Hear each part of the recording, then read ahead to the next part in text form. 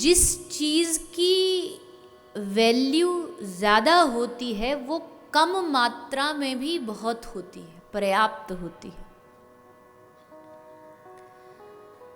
सोना कई टन में हो, कई किलो में, जरूरी नहीं। अगर कुछ तोले में भी सोना होगा तो उसकी भी अपनी बहुत वैल्यू है। एक चीज से और समझ सकते हैं कि कम जीवन में, क्योंकि सत्संग कम होता है, जीवन लंबा होता है, तो इतने से क्षण सत्संग सुनने से क्या हो जाएगा। तो किसी ने कहा कि देखो, किसी आदमी को, मतलब किसी को भी 10 किलो दही जमानी है, 10 किलो दही जमानी है, तो 10 किलो दही जमाने के लिए उसको जामन समझते, वो जो दही का खट्टा पदार्थ छोटा सा होगा तो वो जामन, सब अलग अलग कुछ भी बोलते हैं उसे। तो 10 किलो दही जमानी है तो उस दूध को दही बनाने के लिए उसमें कितना किलो जामन डालना पड़ता है? माताओं को एक्सपीरियंस ज़्यादा होगा, बताइए। 10 किलो अगर दूध जमाना है तो उसके लिए कम से कम 5 किलो तो डालना पड़ेगा।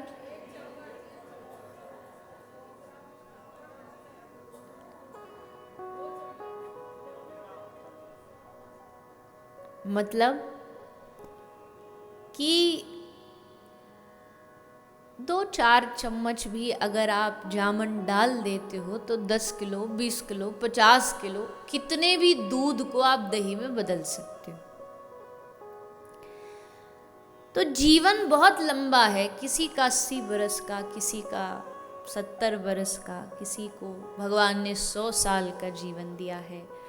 पर अगर उसमें हम 7 दिन का ये जामन भी अगर उसमें डालते हैं और 7 दिन छोड़ दीजिए, भागवत तो कहती है क्षणार्धम क्षेमार्धम, एक क्षण के लिए भी कोई दिल से, मन से इस कथा से जुड़ जाए, भगवान के चरणों से जुड़ जाए, तो एक क्षण का सत्संग उसके पूरे जीवन को बदल सकता है, उसके सारे सोचने की प्रक्रिया को बदल सकता है।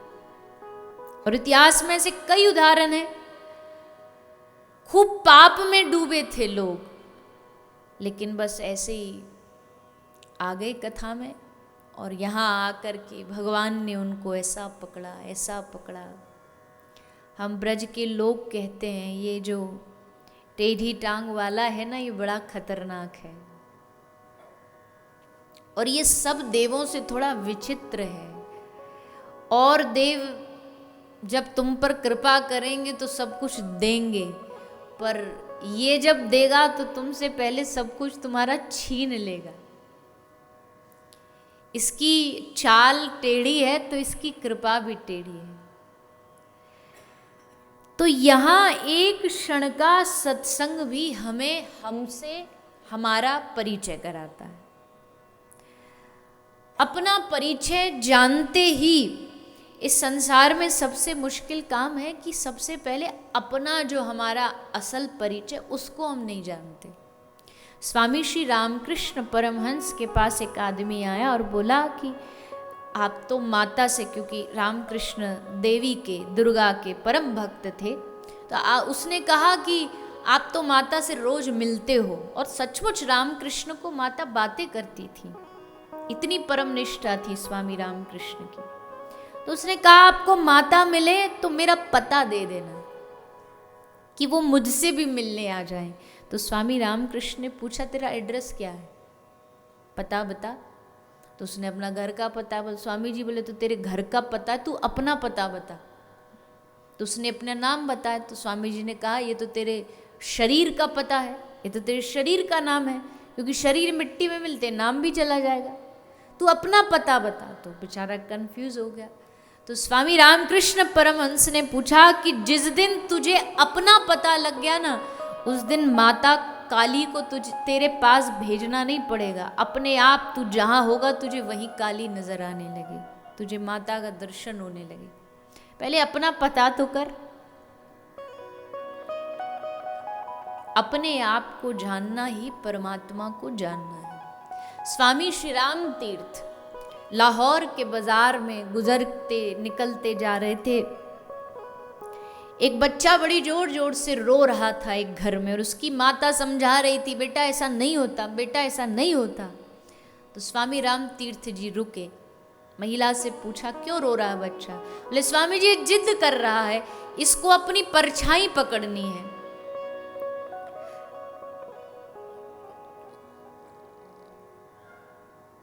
माफ करना, उसने कहा कि स्वामी जी इसको ये कह रहा है कि मुझे अपना सर की जो चोटी है उसको पकड़ना है, कैसे पकड़े? तो स्वामी जी ने कहा कि एक काम करो, इसकी जो परछाई इसको दिख रही है ना, उस परछाई में जब ये अपना हाथ पकड़ेगा तो इसको प्रतिबिंब में भी वही दृष्टि, वही नजर आएगा। इसका मतलब जब व्यक्ति अपने अस्तित्व को पकड़ लेता है, मतलब अपनी वास्तविकता को पकड़ लेता है, तो पूरा अस्तित्व उसकी मुट्ठी में आ जाता है। पहले अपने अस्तित्व को जानना जरूरी है। आज भी हमसे कोई पूछे क्या नाम है तुम्हारा, तो हमारा परिचय, हमको जो हमारा ये संसार वाला नाम है ये तो पता है, पर हम असल में कौन है ये कोई नहीं जानता। और जो जान लेगा वो भगवान को पालेगा। और ये भागवत वही असल परिचय बताने आती है कि तुम वो नहीं हो जो तुम समझ रहे हो, तुम जीवेर स्वरूप होए नित्य कृष्ण दास, तुम भगवान के दास हो। भागवत 3 चीजों को जानने के लिए, कौन कौन सी चीजें? कल आपको एक चीज बताई थी, याद है? 3 स्टेप बताए थे, कथा कैसे मिलती है। पहला क्या था? ऐसे हल्के हल्के मत बोलो ने, जोर से बोलो। पहला है इच्छा, दूसरा प्रयास, तीसरा कृपा। मतलब पास हो गए आप तो। ऐसे ही एक और, जीवन में 3 चीज को जानना जरूरी है। क्या क्या चीज? कर्म को जानो, कर्म को जानो और धर्म को जानो। मतलब कर्म मतलब देह को जानना जरूरी है। क्या है? मैं शरीर नहीं हूं। जैसे आज ये सफेद कपड़ा पहना है, कल लाल पहन लूंगा, कपड़ा बदला है, इंसान तो वही है।